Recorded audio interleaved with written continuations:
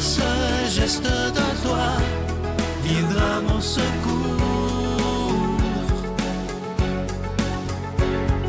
Viens semer dans mon âme le grain de l'amour.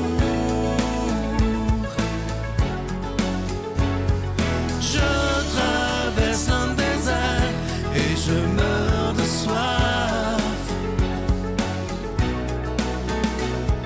Montre-moi le mystère qui garde la foi. Bonjour, bon vendredi 11 février. Bienvenue à votre émission La Victoire de l'amour. Aujourd'hui, c'est la journée mondiale de prière pour les malades. Donc, on rejoint tout de suite pour sa chronique le docteur Valérie-Julie Brousseau. Et à l'homélie, ce sera David Vincent.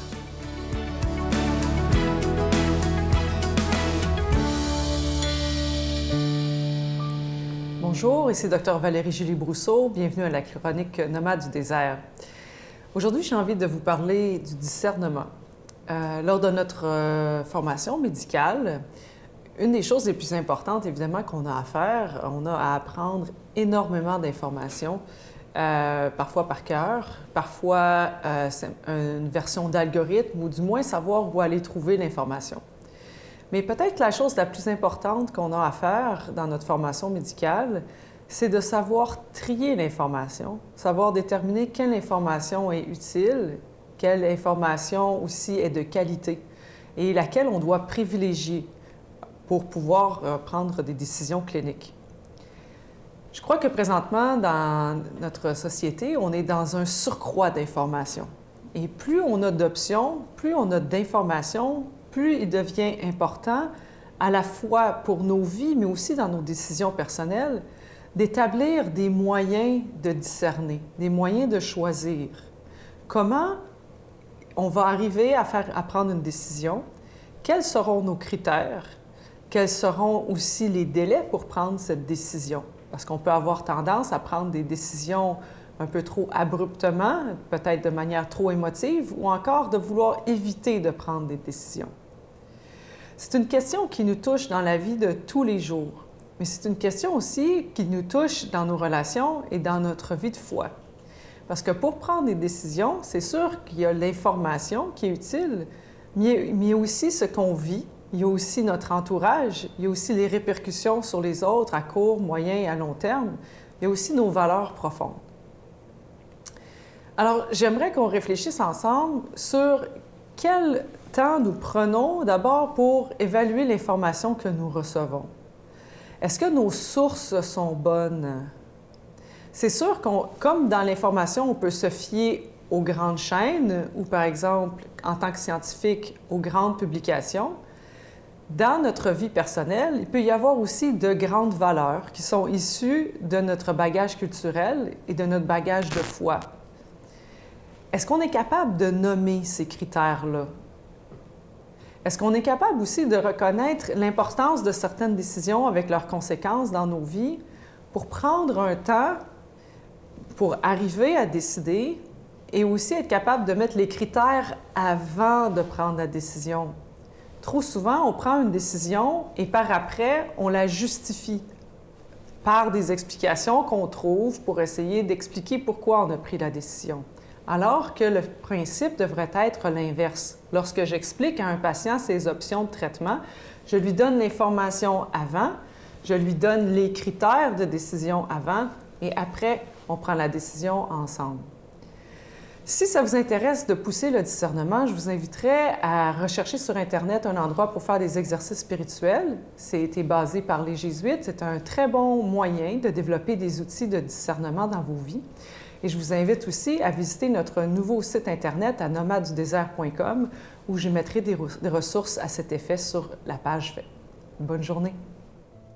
Notre Père qui es aux cieux, que ton nom soit sanctifié, que ton règne vienne, que ta volonté soit faite sur la terre comme au ciel. Donne-nous aujourd'hui notre pain de ce jour. Pardonne-nous nos offenses, comme nous pardonnons aussi à ceux qui nous ont offensés. Et ne nous laisse pas entrer en tentation, mais délivre-nous du mal, car c'est à toi qu'appartiennent le règne, la puissance et la gloire pour les siècles des siècles. Amen.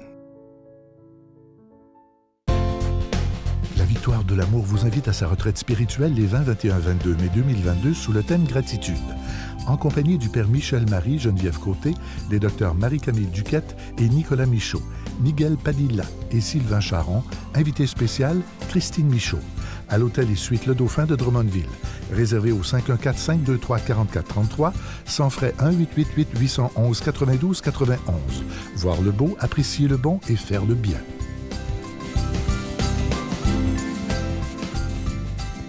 Je suis tellement heureux de vous parler de ce magnifique cadeau du mois. Il s'agit d'une belle exclusivité de la Victoire de l'amour. C'est de toute beauté, vous allez le voir à l'écran. Il s'agit du pendentif de l'amour et de l'amitié. Il est en cristal tchèque et ça inclut la chaîne en acier inoxydable. Et ce bijou, il est déjà béni. Ça se donne vraiment bien. C'est le mois de la Saint-Valentin, le mois de l'amour et de l'amitié. Alors, ça se donne très, très bien en cadeau. Je vous rappelle que vous le recevrez avec un don de 25 $ et si vous en voulez si vous en voulez deux, avec un don de 40 $.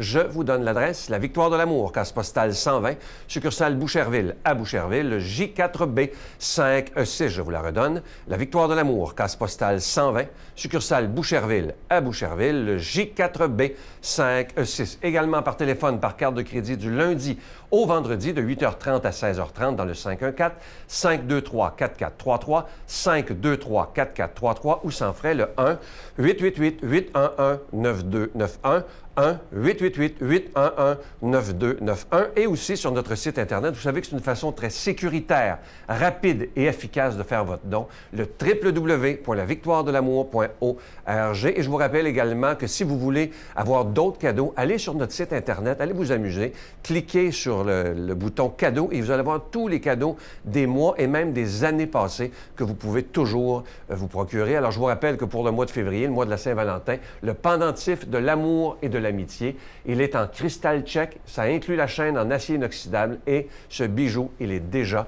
béni. Merci de tout mon cœur de votre prière soutenue et aussi de votre très grande générosité pour la Victoire de l'amour.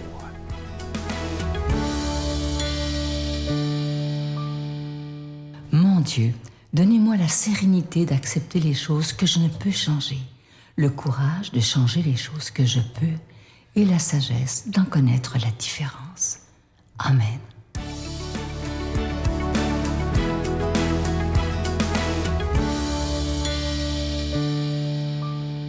L'Évangile, la parole de Jésus nous amène à nous ouvrir. Nous avons, j'oserais dire, une expérience concrète dans l'Évangile d'aujourd'hui. Bonne nouvelle de Jésus-Christ selon saint Marc. Jésus quitta la région de Tyr. Passant par Sidon, il prit la direction du lac de Galilée et alla en plein territoire de la Décapole. On lui amène un sourd muet et on le prie de poser la main sur lui. Jésus l'emmena à l'écart, loin de la foule, lui mit les doigts dans les oreilles et prenant de la salive, lui toucha la langue.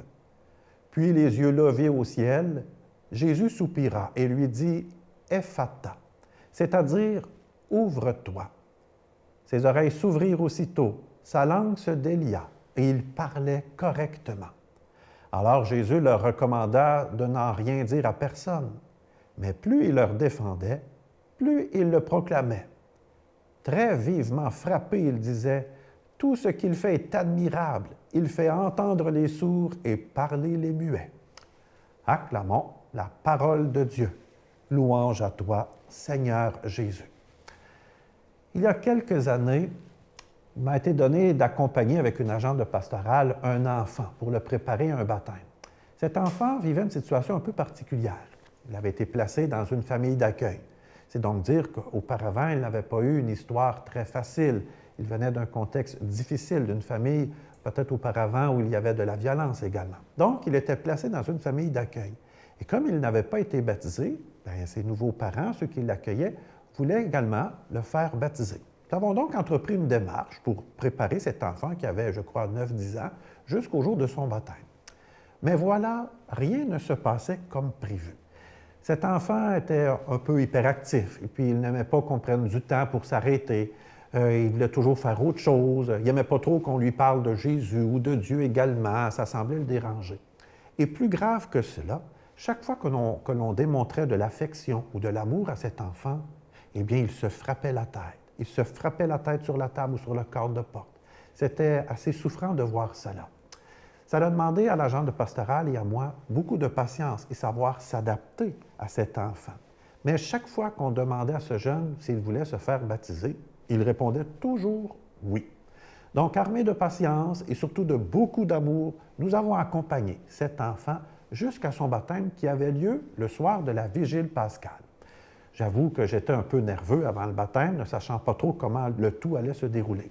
Mais ce jeune s'est très bien comporté durant toute la célébration.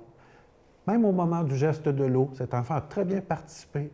L'Assemblée l'a encouragé également. Mais ce qui m'a frappé davantage, c'est surtout après la célébration.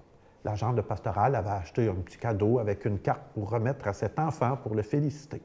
Et je revois l'agent de pastoral se remettre en petit bonhomme et, dans le fond, vouloir offrir son cadeau à ce jeune. Et cet enfant partir en courant et se jeter dans les bras de l'agent de pastoral. Je vais me souvenir toute ma vie de cet événement parce que pour moi, c'était la première fois où je voyais cet enfant s'ouvrir à l'amour d'un autre, s'ouvrir, j'oserais dire, à l'amour de Dieu. Est-ce que c'est la préparation? Est-ce que c'est la célébration du baptême? Est-ce que c'est le cadeau qui a fait en sorte que ce jeune, tout d'un coup, a ouvert la porte pour la première fois de sa vie à l'amour d'un autre? C'est probablement un peu tout ça. Et par-dessus tout, j'oserais dire que c'est Jésus qui a amené cet enfant à ouvrir un petit peu la porte de son cœur pour laisser entrer un amour qui est venu le toucher et qui lui a fait du bien. L'Évangile d'aujourd'hui est un peu particulier. Le mot central est « ephata », « ouvre-toi ». Jésus qui vient pour ouvrir ce sourd-muet. Jésus qui ne va pas le guérir à distance, mais tellement proche qu'il lui touche les oreilles et même la langue. Ça peut paraître même un peu bizarre, cette manière d'agir de Jésus. Mais dans le fond, ce qui est extraordinaire, c'est Jésus qui se fait proche du malade et qui l'ouvre à la parole de Dieu, qui l'ouvre à sa présence, qui l'ouvre à un autre état de vie. Comme ce jeune dans cette histoire que je t'ai racontée, qui tout d'un coup a ouvert sa vie à quelque chose de nouveau, à quelque chose qui a goûté l'amour et la confiance aussi. Bien, moi, j'oserais te dire aujourd'hui de t'ouvrir le cœur à cette présence de Dieu qui veut simplement déposer en toi l'amour, qui veut non seulement t'ouvrir à sa présence, mais quand on s'ouvre à la présence du Seigneur, on s'ouvre à notre prochain également. On s'ouvre à nos frères et sœurs aussi. Oui, aujourd'hui, prenons vraiment cette occasion pour penser aux autres, pour penser au Seigneur, pour lui demander qu'il se fâche proche de nous, qu'il se fâche proche des personnes. Je pense qu'aujourd'hui, c'est également la journée de prière pour les malades. Bien, prions justement pour que Jésus se fâche proche des personnes souffrantes, qu'il vienne les ouvrir et qu'il ouvre le cœur des personnes pour qu'ils puissent se rendre à leur chevet et les aider. Et moi, je demande au Seigneur de te bénir pour qu'il t'ouvre davantage de vie, le Père, le Fils et le Saint-Esprit. Amen. Je vous salue Marie, pleine de grâce. Le Seigneur est avec vous. Vous êtes bénie entre toutes les femmes, et Jésus, le fruit de vos entrailles, est béni. Sainte Marie, Mère de Dieu, priez pour nous pécheurs, maintenant et à l'heure de notre mort. Amen.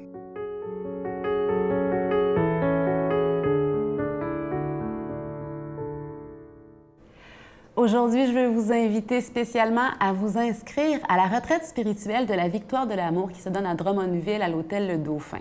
Je vous invite à vous inscrire dès maintenant si ça vous intéresse parce que ça part comme des petits pains chauds. Évidemment, si les mesures sanitaires se resserrent et que c'est plus possible d'avoir la retraite, vous serez intégralement remboursé.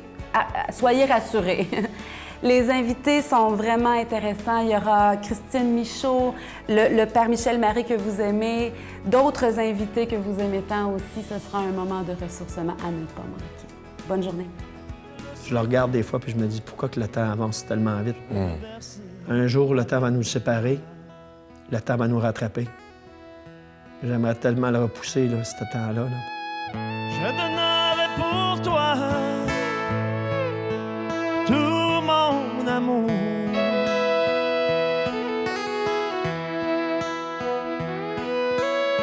Ma vie passée dans tes bras jusqu'à